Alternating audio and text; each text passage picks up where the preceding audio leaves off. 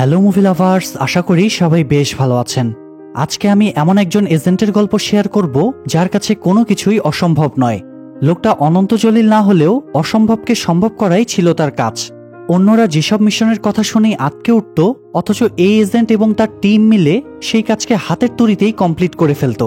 কিন্তু একদিন এই সাহসী এজেন্টদের জীবনেও এক ভয়ঙ্কর মোড় আসে। তাদের অস্তিত্ব বিনাশের চেষ্টা শুরু করা হয়। তাদের সাথে এমন সব ঘটনা ঘটতে শুরু করে যেগুলো কেউ কল্পনাও করতে পারবে না। কিন্তু তারা কি পারবে এই ভয়ঙ্কর পরিস্থিতির মোকাবেলা করে তাদের অস্তিত্বকে ধরে রাখতে? সেই সবই জানবো 2015 সালে রিলিজ হওয়া একটা অসাধারণ অ্যাকশন মুভি মিশন ইম্পসিবল 5 থেকে, যার প্রত্যেকটা মোড়ে থাকা সাসপেন্স আর চোখ ধাঁধানো অ্যাকশন আপনার মাথা ঘুরিয়ে দেবে। তবে আসল মজা পাওয়ার জন্য শেষ পর্যন্ত দেখতে হবে। তাই চলুন আর কথা না বাড়িয়ে সরাসরি গল্পে চলে যাই। মুভির শুরুতেই আমরা বেনজি নামের এক এজেন্টকে দেখতে পাই। সে এবং তার টিম আড়াল থেকে একটা প্লেনের সিস্টেম হ্যাক করে ইঞ্জিনটা অফ করার চেষ্টা করছিল, কারণ প্লেনের ভেতরে থাকা কিছু জিনিস তাদেরকে বের করতে হবে। অনেক চেষ্টার পরেও বেনজি সিস্টেমটা হ্যাক করতে পারে না। এমন সময় তার টিমমেট লুথার পৌঁছে যায় স্যাটেলাইট স্টেশনে। সে স্যাটেলাইটের মাধ্যমে প্লেন হ্যাক করতে চায়, কিন্তু তাদের সিনিয়র উইলিয়াম এতে রাজি হয় না, কারণ স্যাটেলাইট অ্যাক্সেস করার পারমিশন তাদের নেই। কিন্তু তাদের কাছে তো আর কোনো উপায়ও ছিল না। তাই এক পর্যায়ে উইলিয়াম রাজি হয়ে যায়, কিন্তু ইঞ্জিন হ্যাক করতে তো কিছুটা সময় দরকার, যেটা তাদের হাতে এখন ছিল না। তাই তাদের আরেক টিমমেট এবং মুভির মেইন ক্যারেক্টার ইথান বেনজিকে প্লেনের দরজা খুলতে বলে দৌড়ে চলে যায় প্লেনের কাছে। প্লেনটা ততক্ষণে টেক অফ করতে শুরু করেছে। তখন ইথান প্লেনের দরজা ধরে ঝুলে পড়ে, আর বেনজি চেষ্টা শুরু করে প্লেনের দরজা খোলার, কিন্তু তাড়াহুড়োর কারণে সে ঠিকভাবে কনসেন্ট্রেট করতে পারছিল না। তাই ভুলবশত সে অন্য একটা দরজা খুলে দেয়। সেটা দেখে তার টিম মেম্বাররা ভীষণ রেগে যায়। তখন সে বাধ্য হয়ে একসাথে সবগুলো দরজাই খুলে দেয়, আর ইথান বাতাসের ঝাপটায় ছিটকে গিয়ে প্লেনের ভিতরে পড়ে। সেখানে গিয়ে সে দেখতে পায় একটা কন্টেইনার ভর্তি বিষাক্ত গ্যাসের সিলিন্ডার নিয়ে যাওয়া হচ্ছে, যার মাধ্যমে কোনো দেশকে চিরতরে ধ্বংস করে দেওয়া সম্ভব। এরই মাঝে একজন গার্ড ককপিট থেকে বেরিয়ে আসে চেক করার জন্য।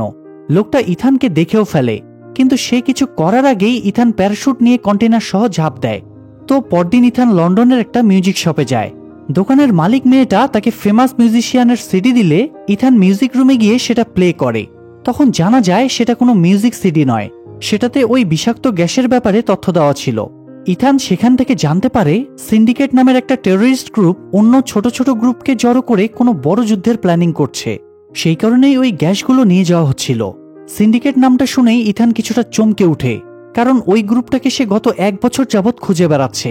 তবে সে এটা নিয়ে কনফিউজ ছিল যে ওই সিডিতে রেকর্ড করা কথাগুলো কার হতে পারে।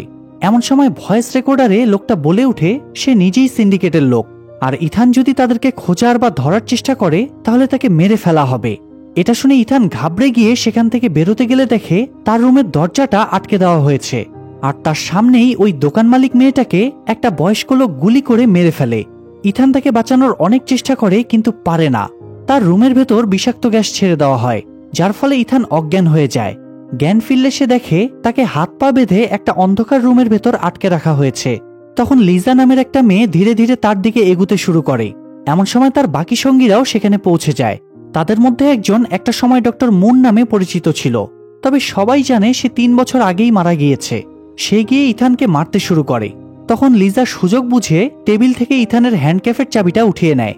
ইথান সেটা দেখে একটু অবাক হয়। এরপর লিজা খুব কৌশলে তার দিকে চাবিটা ছুড়ে দিয়ে নিজের সঙ্গীদের সাথে লড়াই করতে শুরু করে। ইথান তখন চাবিটা নিয়ে তার হ্যান্ডক্যাফ খোলার চেষ্টা করে, কিন্তু 2 হাতের দূরত্ব বেশি থাকায় সে চাবিটা তালা পর্যন্ত নিয়ে যেতে পারছিল না। এদিকে লিজাও একা সবার সাথে লড়াই করতে পারছিল না। তাই ইথান আর কোনো উপায় না পেয়ে ওই পাইপ ধরে উপরের দিকে চড়তে শুরু করে, যেটার সাথে তাকে বেঁধে রাখা হয়েছিল। সে খুব কৌশলে সেখান থেকে বেরিয়ে এসে লিজাকে সাহায্য করতে শুরু করে। তখন লিজা গিয়ে এক ফাঁকে ইথানের হাত খুলে দেয়। এরপর দুজনে মিলে সবাইকে কুপোকাত করে সেখান থেকে পালাতে শুরু করে। তবে অদ্ভুত ব্যাপার হলো, লিজা ইথানকে সেখান থেকে বের করে দিয়ে নিজে সেখানেই থেকে যায়। ইথান তখন তাকে বোঝায় যে সে ফিরে গেলে ওই লোকগুলো তাকে মেরে ফেলবে, কিন্তু লিজা বলে সে সামলে নেবে। ঘটনাক্রমে ডক্টর মনু তাদের হাত থেকে বেঁচে গিয়েছিল, আর সে জেনে গিয়েছিল যে লিজা ইথানকে সাহায্য করেছে। তাই সে গিয়ে তার বাকি সঙ্গীদেরকে ডেকে আনে। তখন লিজা তাদেরকে বোঝায় যে ইথান সবাইকে মেরে সেখান থেকে পালিয়েছে। লিজা তাকে ধরার চেষ্টা করেছিল, কিন্তু পারেনি। এরপর তারা দ্রুত ইথানকে ধাওয়া করতে শুরু করে, তবে সৌভাগ্যবশত ইথান সেখান থেকে পালিয়ে আসে। এরপর সে তাদের সিনিয়র উইলিয়ামকে ফোন করে সবকিছু জানায়।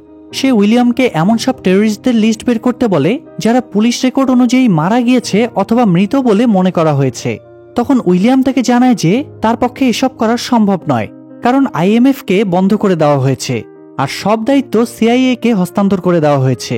মূলত সিআইএ ডিরেক্টর কখনোই আইএমএফ কে পছন্দ করত না, কারণ দেশ রক্ষার খাতিরে তারা প্রায় নিয়মের বাইরে গিয়ে কাজ করত। কথায় আছে না, সোজা আঙ্গুলে ঘি না উঠলে আঙ্গুল বাঁকাতে হয়। আইএমএফও সেই কাজটাই করত, কিন্তু তাদের আঙ্গুল বাঁকানোটা এতটাই ভয়ঙ্কর ছিল যে অন্যরা দূর থেকে দেখেই তাদের আত্মা উড়ে যেত। তাছাড়া সিআইএ ডিরেক্টর সিন্ডিকেটের এই ফ্যাক্টটাও মানতে চাইত না।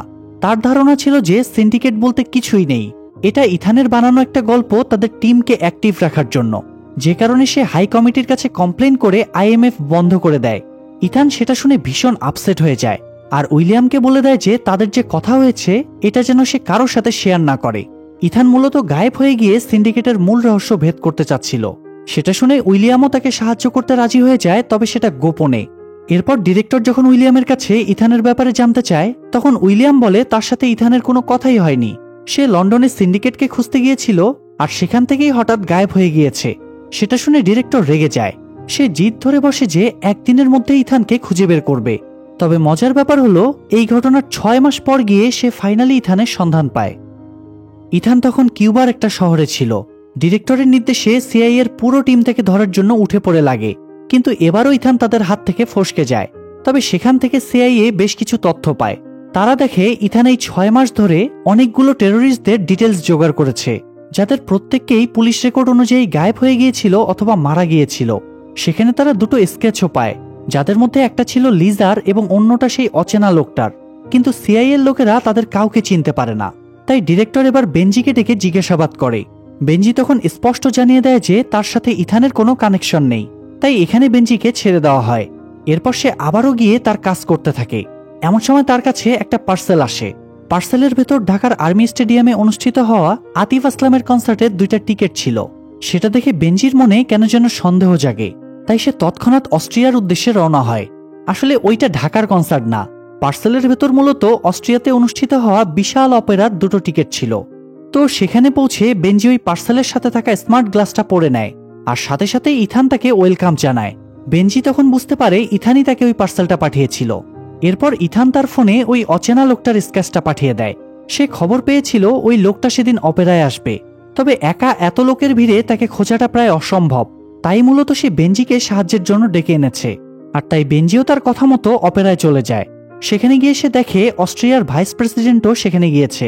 ইথানও সেখানেই ছিল, তবে সে বেনজির সামনে আসে না। ভাইস প্রেসিডেন্টকে সেখানে দেখে ইথান বুঝে যায় সিন্ডিকেটের লোকেরা এবার নিশ্চয়ই বড় কিছু প্ল্যান করছে। কিন্তু প্রশ্ন হচ্ছে, সেখানে চিফ গেস্ট হিসেবে ভাইস প্রেসিডেন্ট থাকায় সিকিউরিটি অনেক বেশি টাইট ছিল। তাহলে সিন্ডিকেটের লোকেরা সেখানে ঢুকবে কিভাবে আর তাদের প্ল্যানই বা এক্সিকিউট করবে কিভাবে? এর উত্তর আমরা একটু পরেই জানতে পারবো। এরপর দেখা যায় বেনজি গিয়ে সেখানকার সার্ভার হ্যাক করে অপেরায় আসা গেস্টদের ছবি চেক করতে শুরু করে ওই অচেনা লোকটাকে খোঁজার জন্য।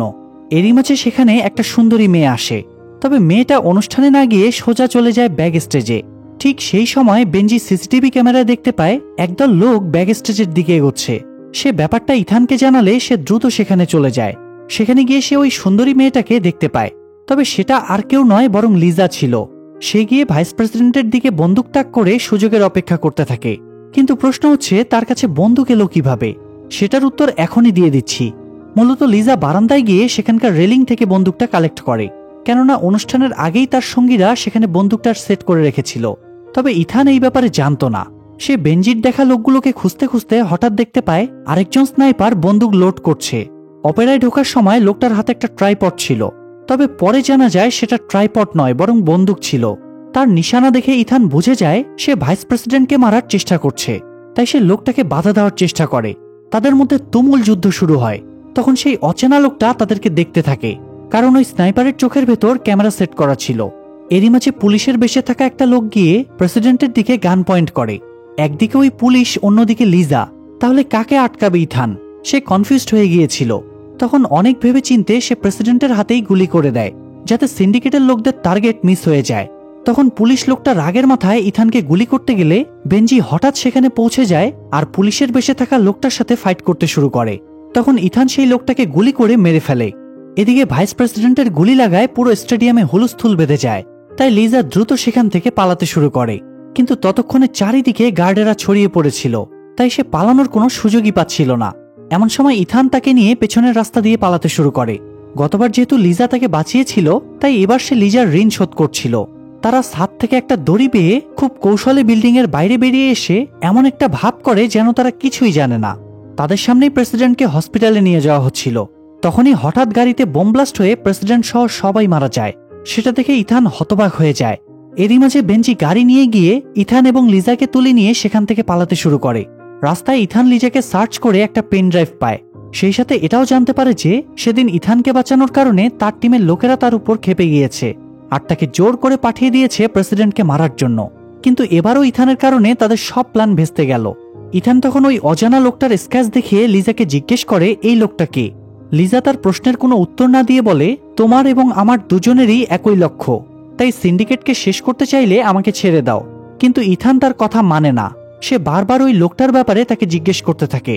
লিজা তখন বাধ্য হয়ে গাড়ি থেকে ঝাঁপ দেয় আর বেঞ্জি ইথানকে নিয়ে সেখান থেকে পালিয়ে যায়। এরই মাঝে সিআইএ ডিরেক্টর অস্ট্রিয়ার প্রেসিডেন্টের উপর অ্যাটাকের বিষয়টা জেনে যায়। তার মনে হচ্ছিল এর পিছনে ইথানের হাত আছে, কারণ ইথানকেও রিসেন্টলি সেখানে দেখা গিয়েছে। তাই সে ইথানকে ধরার জন্য আরও বেশি মরিয়া হয়ে ওঠে। এদিকে ইথান বেঞ্জিকে আবারও দেশে ফিরে যেতে বলে, যাতে তার উপর কারো কোনো সন্দেহ না হয়। কিন্তু বেঞ্জিও নাছোড়বান্দা, সে ইথানের সাথে থেকে তাকে সাহায্য করতে চায়। তাই শেষমেশ ইথান তার কথায় রাজি হয়ে যায় আর তাকে সবকিছুই খুলে বলে। এরপর সিন শিফট হলে দেখা যায় লিজাকে সেই লোকটার কাছে ধরে নিয়ে যাওয়া হয়েছে যাকে ইথান খুঁজে বেড়াচ্ছিল। সে মূলত সিন্ডিকেটের লিডার আর তার নাম হলো লেন, অর্থাৎ লিজাও এই সিন্ডিকেটেরই মেম্বার। তো লেন তার কাছে জানতে চায় যে ইথানের সাথে তার সম্পর্ক কি, সে বারবার কেন তাকে বাঁচিয়ে দিচ্ছে। তখন লিজা তাকে স্পষ্ট জানিয়ে দেয় যে তার সাথে ইথানের কোনো সম্পর্কই নেই। তখন লেন লিজাকে দ্রুত ইথানকে খুঁজে বের করতে বলে। লিজা তখন বলে ইথানই তাকে খুঁজে নেবে, সেই ব্যবস্থাই সে করে এসেছে। এদিকে বেঞ্জি লিজার কাছ থেকে পাওয়া পেনড্রাইভটা চেক করলে জানতে পারে সেটা আসলে কোনো পেন ড্রাইভ নয়, সেটা একটা সিক্রেট চিপ, যেটার মাধ্যমে একটা স্পেশাল কম্পিউটার অ্যাক্সেস করা যেতে পারে। হয়তো ওই কম্পিউটারে কোনো স্পেশাল তথ্য আছে, আর সেই কম্পিউটারটা বর্তমানে মরক্কোতে আছে। তাই তারা দুজন এবার রওনা হয় মরক্কোর উদ্দেশ্যে।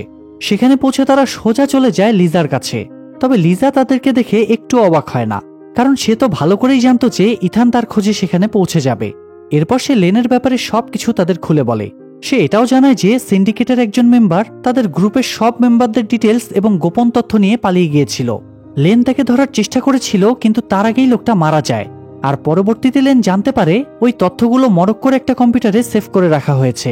মূলত সেটা খোঁজার জন্যই সে লিজাকে মরক্কোতে পাঠিয়েছে। ইথান তখন সেই তথ্য বের করার প্ল্যানিং শুরু করে, কিন্তু লিজা তাকে জানায় যে এই কাজটা একেবারেই অসম্ভব। অনেক চেষ্টার পরেও সে ওই কম্পিউটারের কাছে পৌঁছতে পারেনি, কারণ কম্পিউটারটা ব্রিটিশ কাউন্সিল অফিসে আর্মিদের হাই সিকিউরিটির মধ্যে রাখা। মেইন গেট দিয়ে ছাড়া সেখানে ঢোকার আর কোনো রাস্তা নেই। তাছাড়া কম্পিউটার রুমে অফিসের স্টাফ ছাড়া কেউ ঢুকতে পারে না। সেখানে ঢোকার জন্য স্টাফদের ফিঙ্গারপ্রিন্ট, হাইট, চলার স্টাইল সহ সবকিছু স্ক্যান করা হয়। যদি কোনো রকম এদিক ওদিক হয় তাহলে তৎক্ষণাৎ হাই ভোল্টেজের লেজার বিমের মাধ্যমে তাকে মেরে ফেলা হবে। অর্থাৎ নকল স্টাফ সেজে সেখানে ঢোকার কোনো উপায়ই নেই। তাই ইথান এবার জানতে চায় যে সেখানে ঢোকার আর কোনো উপায় আছে কিনা। লিজা তখন জানায় আর কোনো উপায় নেই, কারণ প্রত্যেকটা স্টাফের ডিটেলস এবং আইডি আগে থেকেই কম্পিউটারে স্টোর করা আছে। তাই তাদের বাইরের কেউ গেলেই ধরা পড়ে যাবে। তখন ইথানের মাথায় হঠাৎ একটা আইডিয়া আসে। সে জানতে চায় স্টাফদের তথ্যগুলো কোথায় স্টোর করে রাখা হয়।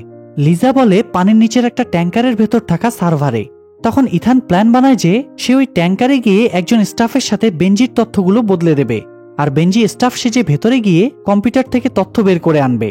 তবে প্ল্যান বানানোটা যত সহজ ছিল, কাজটা ততই কঠিন ছিল। কিন্তু ইথানকে দমানো তো তার থেকেও কঠিন। তো পরদিন তারা পৌঁছে যায় সেই বিল্ডিং এর কাছে। তারা বাইরে একটা নেটওয়ার্ক জামার লাগিয়ে বিল্ডিং এর ছাদে চলে যায়। এরই মাঝে বেঞ্জি স্টাফ সেজে চলে যায় মেইন গেটে।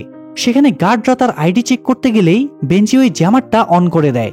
তখন নেটওয়ার্ক ইস্যুর কারণে কার্ডটা আর চেক করা যায় না।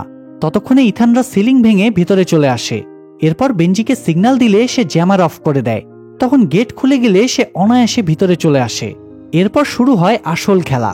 ইথান পানির হেভি ফ্লোর মধ্য দিয়ে ট্যাঙ্কারের ভিতরে যাওয়ার প্রস্তুতি নিচ্ছিল। জায়গাটা এত ভয়ঙ্কর দেখাচ্ছিল যে কোনো মানুষ সেখানে যাওয়ার সাহস দেখাবে না। কিন্তু ইথানের ক্ষেত্রে ব্যাপারটা একেবারেই আলাদা। তবে লিজা তাকে স্মরণ করিয়ে দেয় যে তার কাছে মাত্র 3 মিনিট সময় থাকবে।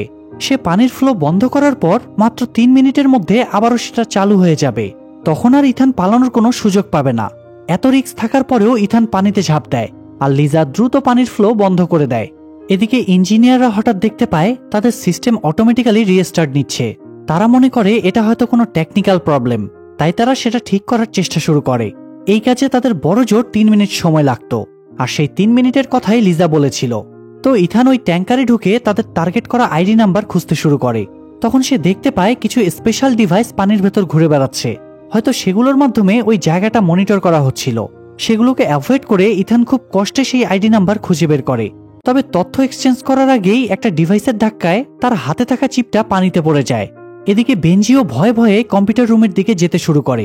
এরই মাঝে ইথান অনেক কষ্টে সেই চিপটা কালেক্ট করে সার্ভার ইনস্টল করে দেয়। কিন্তু এসবের মাঝে অনেকটা সময় পার হয়ে যায়। ইথানের অক্সিজেন লেভেল কমে আসতে থাকে, তাই সে দ্রুত ওই জায়গা থেকে বেরোনোর চেষ্টা করে, কিন্তু অক্সিজেনের ঘাটতিতে সে অজ্ঞান হয়ে যায়। এরই মাঝে ইঞ্জিনিয়াররাও সার্ভার ঠিক করে ফেলে এবং পানির ফ্লো আবার শুরু হয়ে যায়। সেটা দেখে লিজা ভীষণ ঘাবড়ে যায়। সে এক মুহূর্ত সময় নষ্ট না করে নিচে চলে যায় ইথানকে বাঁচানোর জন্য। সে অনেক কষ্টে ইথানকে নিয়ে সেখান থেকে বেরিয়ে আসতে সফল হয়। ততক্ষণে বেনজিও ওই কম্পিউটার থেকে তথ্যগুলো বের করে নিয়ে সোজা ইথানদের কাছে চলে আসে। ইথানের অবস্থা তখনও বেশ খারাপ ছিল, তবে বেনজি ঠিকঠাকভাবে তার কাজটা করতে পেরেছে দেখে সে খুশি হয়ে যায়। এমন সময় হঠাৎ লিজা বেনজিকে ইলেকট্রিক শক দিয়ে অজ্ঞান করে পেনড্রাইভটা নিয়ে সেখান থেকে পালিয়ে যায়। আর ইথান অনেক দুর্বল থাকায় লিজাকে ধরতে পারে না। লিজার সঙ্গীরা বাইরে তখন অপেক্ষা করছিল। লিজা তাদের সাথে পালাতে শুরু করে। ইথানও ততক্ষণে বেনজিকে নিয়ে সেখান থেকে বেরিয়ে আসে, কিন্তু তাদের একটু দেরি হয়ে যায়। তখন ইথানরা ওই অবস্থায় লিজার পিছনে ছুটতে শুরু করে। এরই মাঝে উইলিয়াম আর লুথারও লিজাকে ফলো করতে করতে সেখানে পৌঁছে যায়। কিন্তু প্রশ্ন হচ্ছে তারা সেখানে কিভাবে পৌঁছালো। আসলে উইলিয়াম লুথারকে বুঝিয়ে শুনিয়ে লিজার তথ্য বের করে নিয়েছিল। উইলিয়াম থেকে বুঝিয়েছিল যে সিআইএ ডিরেক্টর ইথানকে খুঁজে বেড়াচ্ছে, হাতে পেলেই তাকে মেরে ফেলবে, তাই ইথানকে তাদের দ্রুত খুঁজে বের করতে হবে। তবে লুথার ভালো করেই জানতো ইথান নিজে ধরা না দিলে তাকে খুঁজে পাওয়া সম্ভব নয়, তাই সে লিজা এবং লেনকে খুঁজতে শুরু করে, কারণ তাদের কাউকে হাতে পেলে ইথানকেও পাওয়া যাবে। আর ঘটনাক্রমে তারা আগে লিজার তথ্য পেয়ে যায়, তাই তাকেই ফলো করতে শুরু করে। একটা পেনড্রাইভের পেছনে এতগুলো মানুষ ছুটছে, শেষমেশ জয়টা কার ভাগ্যে জুটবে সেটা সময়ই জানে। যাই হোক, লিজারা সবাই বাইকে করে যাচ্ছিল, তাই তারা অলিগলি উঁচু নিচু কোনো কিছুরই তোয়াক্কা করে না। তারা জানতো ইথান গাড়ি নিয়ে ওই রাস্তায় তাদেরকে ফলো করতে পারবে না, তাই মূলত তারা ইচ্ছাকৃত বাইক নিয়ে এসেছিল। তবে ইথান যে কি জিনিস সেটা তারা বুঝতে পারেনি। সে ওই উঁচু নিচু রাস্তায় গাড়ি নিয়ে তাদের ধাওয়া করতে থাকে, কিন্তু এসবের মাঝে বেচারা বেনজির অবস্থা খারাপ হয়ে যায়। এমন সময় হঠাৎ উইলিয়ামের গাড়ির সাথে তাদের গাড়িটা ধাক্কা খায়। ইথান তাকে দেখে একটু ঘাবড়ে যায়, তবে তাকে পাত্তা না দিয়ে আবারও লিজার পিছনে ছুটতে শুরু করে। এদিকে উইলিয়াম লিজাকে রেখে এবার ইথানের পিছনে ছোটা শুরু করে, কারণ সে ইথানের জন্যই গিয়েছিল।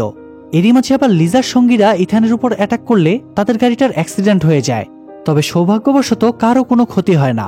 ইথান যখন গাড়ি থেকে বেরোনোর চেষ্টা করছিল, তখনই হঠাৎ লিজার এক সঙ্গী তাকে মারার জন্য এগিয়ে আসতে শুরু করে।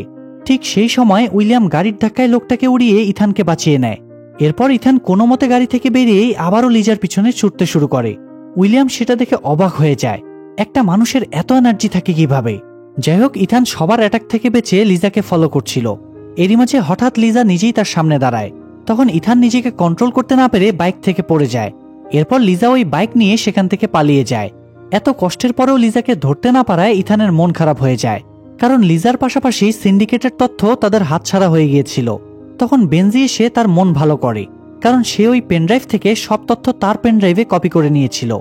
তো এখন তাদের মূল কাজ হলো সিন্ডিকেটের লিডার লেনের কাছে পৌঁছানো, তাই তারা সেই কাজের জন্য প্রস্তুতি নিতে শুরু করে। এদিকে লিজা ওই পেনড্রাইভটা নিয়ে লেনের বদলে চলে যায় ব্রিটিশ পুলিশ চিফের কাছে। তখন জানা যায় লিজা মূলত একজন সিক্রেট এজেন্ট, যাকে লেনের কাছে পাঠানো হয়েছিল তার বিরুদ্ধে তথ্য জোগাড় করার জন্য।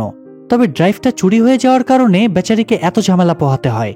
শুধু তাই নয়, ইথানকে বাঁচানোর কারণে লেনও এখন তাকে সন্দেহ করছে, তাই সে আর লেনের কাছে ফিরে যেতে চায় না।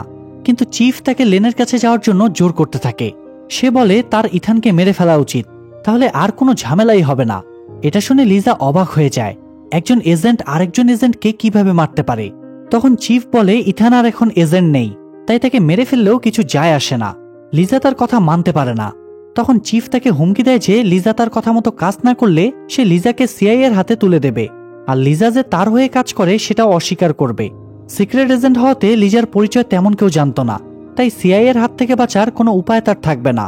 সেই ভয়ে লিজা চিফের কথা মেনে নেয়। কিন্তু প্রশ্ন হচ্ছে, চিফ হঠাৎ ইথানকে মারার জন্য এত জোর দিচ্ছে কেন?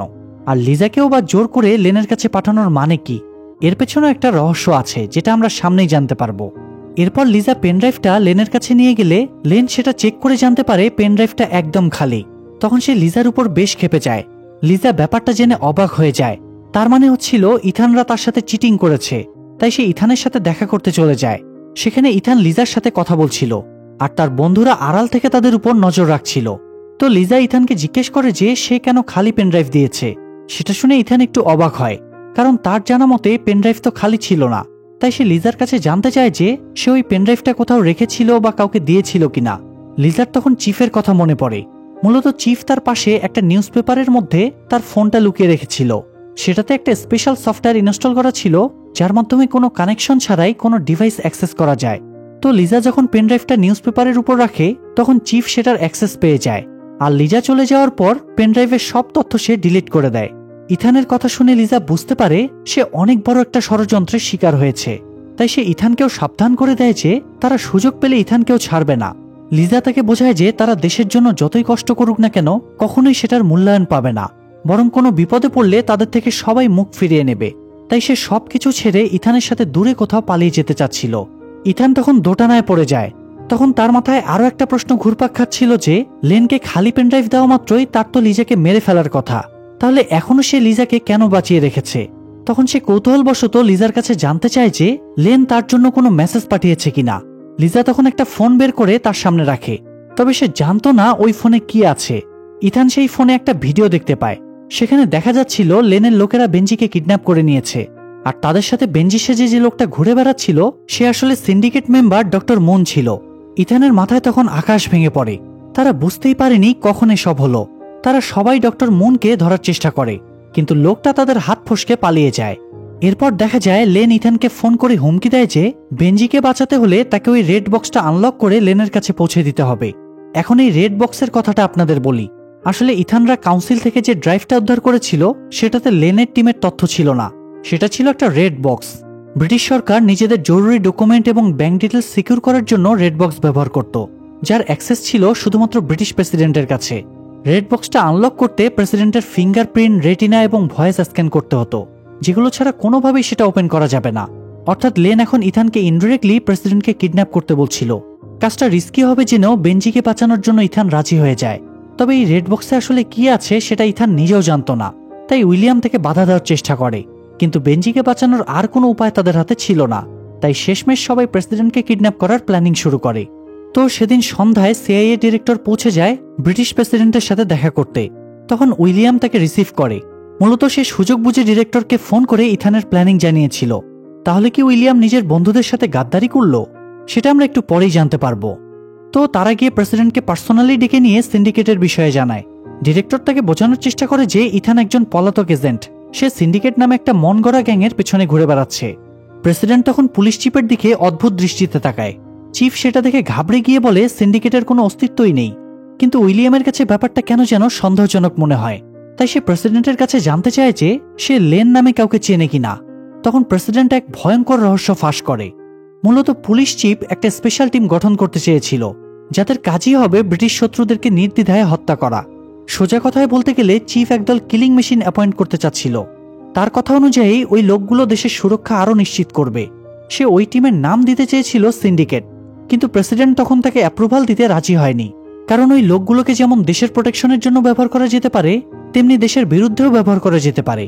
তাই পুলিশ চিফ বাধ্য হয়ে সিন্ডিকেটের আইডিয়া বাদ দিয়ে দেয়। কিন্তু সে যে লুকিয়ে লুকিয়ে সিন্ডিকেটকে অ্যাক্টিভ করে দিয়েছে আর তারা দেশের বিরুদ্ধেই কাজ করতে শুরু করেছে, এই ব্যাপারটা প্রেসিডেন্টের জানা ছিল না। সিআইএ ডিরেক্টর এগুলো শুনে হতভম্ব হয়ে যায়। ইথান হয়তো নিজের টিমকে বাঁচানোর জন্য মিথ্যা গল্প বানাতে পারে, কিন্তু প্রেসিডেন্ট তো আর মিথ্যা বলবে না। তাই ডিরেক্টর এবার নিজের ভুল বুঝতে পারে। এমন সময় পুলিশ চিফ হঠাৎ প্রেসিডেন্টের বুকে গুলি করে দেয়। সেটা দেখে ডিরেক্টর হতবাক হয়ে যায়। তখন জানা যায় তাদের সাথে এতক্ষণ পুলিশ চিফ সেজে যে লোকটা ছিল সেটা আসলে ইথান। সে উইলিয়ামের সাথে মিলে একটা প্ল্যান করেছিল যাতে দ্রুত প্রেসিডেন্টের কাছে পৌঁছতে পারে। আর ওই গুলিটাও আসল ছিল না, সেটা অজ্ঞান করার ওষুধ ছিল মাত্র। তো এরপর তারা দ্রুত প্রেসিডেন্টের ফিঙ্গারপ্রিন্ট, রেটিনা এবং ভয়েস স্ক্যান করে রেড বক্সটা ওপেন করে ফেলে। এমন সময় হঠাৎ আসল চিফ সেখানে পৌঁছে যায়। কিন্তু সেই কিছু করার আগেই ইথান তার গায়ে অজ্ঞান হওয়ার মেডিসিনটা ইনজেক্ট করে দেয়। অজ্ঞান হওয়ার ঠিক আগ মুহূর্তে ইথান তার কাছে সিন্ডিকেটের ব্যাপারে জানতে চাইলে সে সবকিছু স্বীকার করে নেয়। সে বলে প্রেসিডেন্টের কথা অমান্য করে সে সিন্ডিকেট ঠিকই বানিয়েছিল, কিন্তু লেন তাকে ধোঁকা দিয়ে সেটা নিজের করে নিয়েছে। সেটা শুনে ফাইনালি ডিরেক্টর বুঝতে পারে যে ইথানকে সন্দেহ করাটা তার উচিত হয়নি। তখন ইথান ডিরেক্টরকে ওই মেডিসিনের অ্যান্টিডট দিয়ে তাকে হিরো বানিয়ে দেয়, কেননা সে যাতে এটা প্রমাণ করতে পারে যে পুলিশ চিফের রহস্য ফাঁস হওয়াতে সে প্রেসিডেন্টের উপর অ্যাটাক করেছিল। কিন্তু ডিরেক্টর পরবর্তীতে প্রেসিডেন্টকে বাঁচিয়েছে, আর এতে দুই দেশের সম্পর্ক আরো ভালো হবে। ডিরেক্টর তখন বোকার মতো অ্যান্টিডটটা হাতে নিয়ে দাঁড়িয়ে থাকে, আর ইথানরা সেখান থেকে বেরিয়ে যায়। এরই মাঝে লেন ইথানকে ফোন করে কাজের আপডেট জানতে চাইলে ইথান বলে সে ওই রেড বক্স নিয়ে তাদের কাছেই যাচ্ছে। লুথার তখন তাকে সাবধান করে দেয় যে রেড বক্সটা কোনোভাবেই যেন লেনের হাতে না পড়ে। মূলত ওই রেড বক্সে প্রেসিডেন্টের নামে $2.4 বিলিয়ন ডিটেলস ছিল, যেটা সিন্ডিকেট অ্যাক্টিভ করার জন্য তাকে ঘুষ হিসেবে দেওয়া হয়েছিল। কিন্তু প্রেসিডেন্ট তো সিন্ডিকেট চালু করতে রাজি হয়নি, আর ওই টাকার ব্যাপারে প্রেসিডেন্ট জানতও না, কারণ সেটা একটা সিক্রেট অ্যাকাউন্টে পাঠানো হয়েছিল। তবে লেন এখন ওই টাকাগুলো হাসিল করতে চাচ্ছিল যাতে সিন্ডিকেটকে আরো বেশি শক্তিশালী করা যায়। তো লেন ইথানকে একটা অ্যাড্রেস দিয়ে তার লোকদের হাতে রেড বক্সটা পৌঁছে দিতে বলে। সেখানে গিয়ে ইথান দেখে লেন বেঞ্জি আর লিজাকে পাঠিয়েছে রেড বক্স নেওয়ার জন্য। লেন বেঞ্জির বডিতে বোম আর চোখের লেন্সে ক্যামেরা লাগিয়ে দিয়েছিল, যাতে ইথান কোনো চালাকি করতে না পারে। সেটা বুঝতে পেরে ইথান লেনের সাথে একটা ডিল করে। সে বেঞ্জিকে ছেড়ে দেওয়ার বদলে লেনকে $50 মিলিয়ন দিতে চায়। লেন তৎক্ষণাৎ তার অ্যাকাউন্ট চেক করে দেখে তার অ্যাকাউন্টে $50 মিলিয়ন অ্যাড হয়ে গিয়েছে। তখন সে বুঝে যায় ওই টাকার রহস্য ইথান জেনে গিয়েছে, তাই সে এবার বেঞ্জির মাধ্যমে ইথানের কাছে রেড বক্সটা চায়। তখন ইথান তাকে শর্ত দেয় যে সে যদি বেঞ্জিকে ছেড়ে দেয় তাহলেই রেড বক্স তাকে দিয়ে দেবে। লেন তখন খুব টেনশনে পড়ে যায়। সে বুঝতে পারছিল না ইথানের কথায় বিশ্বাস করা উচিত হবে কিনা, কিন্তু রেড বক্সটাও তার খুব দরকার ছিল। তাই সে বাধ্য হয়ে বেঞ্জির বোম ডিঅ্যাক্টিভ করার কোডটা বলে দেয়। সেটা দেখে সিন্ডিকেটের বাকিরা তখন ইথানের উপর অ্যাটাক করতে এগিয়ে আসে। তখন ইথান লিজাকে বলে দেয় যে সিন্ডিকেটের লোকেরা তাকে ধরতে আসলে লিজা যেন তাকে গুলি করে দেয়, তাহলে রেড বক্সের রহস্য লেন আর জানতে পারবে না। লিজা তখন তার কথা মতো তাকে গান পয়েন্টে নিয়ে সবাইকে ভয় দেখাতে শুরু করে। এরপর ইথান বেঞ্জিকে সেখান থেকে সরিয়ে দিয়ে লিজার সাথে মিলে সিন্ডিকেটের লোকদের উপর অ্যাটাক করতে শুরু করে। একটা পর্যায়ে তারা সেখান থেকে পালাতে শুরু করে, কিন্তু লেনের লোকেরা তাদের পিছু ছাড়ে না। তাই তারা দুজন দুদিকে ভাগ হয়ে গিয়ে লেনের লোকদের সাথে ফাইট করতে থাকে। এরই মাঝে ডক্টর মনু চলে আসে লিজার সামনে। তাদের দুজনের মধ্যেও তুমুল যুদ্ধ শুরু হয়। এদিকে ইথানের সামনে চলে আসে লেন নিজেই। ইথানকে দেখা মাত্রই লেন তার উপর গুলি চালাতে শুরু করে। তখন ইথান দৌড়ে গিয়ে একটা গ্যারেজের বেসমেন্টে লুকিয়ে পড়ে, কিন্তু এতেও সে লেনের হাত থেকে মুক্তি পায় না। লেনও তার পিছন পিছন বেসমেন্টে নেমে যায়। ইথানকে ধরতে পেরে সে বেশ খুশি ছিল, কিন্তু পরক্ষণেই সে বুঝতে পারে সে ইথানকে নয়, বরং ইথান তাকে ধরেছে। ইথান তাকে একটা অদৃশ্য কাচের দেয়ালে আটকে দিয়েছিল, ঠিক যেমনভাবে মুভির শুরুতে ইথানকে সে মিউজিক রুমে আটকে দিয়েছিল। লেন বুঝে যায় তার আর পালানোর কোনো উপায় নেই। সে তাই ইথানের উপর গুলি চালায়, কিন্তু কাঁচগুলো বুলেট প্রুফ হওয়ার কারণে ইথানের কোনো ক্ষতি হয় না। এরপর ওই কাচের রুমের ভেতরে বিষাক্ত গ্যাস ছেড়ে দেওয়া হয়, আর সেই গ্যাসের কারণে লেন ছটফট করতে করতে অজ্ঞান হয়ে যায়। তখন তাকে তুলে দেওয়া হয় ব্রিটিশ পুলিশের হাতে। এরপর লিজা সেখান থেকে চলে যায়। ইথান তাকে ছাড়তে চাচ্ছিল না, কারণ তারা দুজনই দুজনকে ভালোবেসে ফেলেছিল। কিন্তু এজেন্টদের জন্য তো ভালোবাসা নিষেধ ছিল, তাই তাদের আলাদা হয়ে যেতে হয়। সেখান থেকে সবাই হেডকোয়ার্টারে ফেরার পর সিআইএ ডিরেক্টর নিজের কমিটির কাছে আবারও আইএমএফকে অ্যাক্টিভ করার অনুরোধ করে। তখন কমিটির লোকেরা অবাক হয়ে যায়। তারা ডিরেক্টরকে জিজ্ঞেস করে সে নিজেই আইএমএফ বন্ধ করে এখন আবার অ্যাক্টিভ করতে চাচ্ছে কেন। তখন ডিরেক্টর জানায় সে কখনো আইএমএফ বন্ধ করেনি, সে শুধু সিন্ডিকেটের রহস্য ফাঁস করার জন্য বন্ধ করার নাটক করেছিল। কমিটির লোকেরা তখন উইলিয়ামের কাছে এই ব্যাপারে জানতে চাইলে সে জানিয়ে দেয় সেক্রেটারির পারমিশন ছাড়া সে কিছুই বলতে পারবে না। তখন কমিটি থেকে সিআইএ ডিরেক্টরকেই আইএমএফ এর সেক্রেটারি বানিয়ে দেওয়া হয়। সেটা শুনে উইলিয়ামরা দুজনেই খুশি মনে বেরিয়ে আসে, আর এখানেই গল্পটা শেষ হয়ে যায়। আজকের গল্পটা নিয়ে আমার বেশি কিছু বলার নেই। আসলে এই ধরনের গল্প নিয়ে কিছু বলারও থাকে না। শুধু এটাই বলবো, মাঝে মধ্যে অন্যায়কে হারানোর জন্য নিয়ম বহির্ভূত কাজ করতে হয়, তবে অবশ্যই এটা খেয়াল রাখতে হবে যে নিজে কোনো অন্যায় যেন না করে বসি। আজকের গল্পটা আপনাদের কাছে কেমন লাগলো সেটা অবশ্যই আমাদের জানাবেন। আর এমন সব সুন্দর সুন্দর মুভির এক্সপ্লেনেশন দেখার জন্য চ্যানেলটা সাবস্ক্রাইব করে বেল বাটনটা অল প্রেস করে রাখবেন।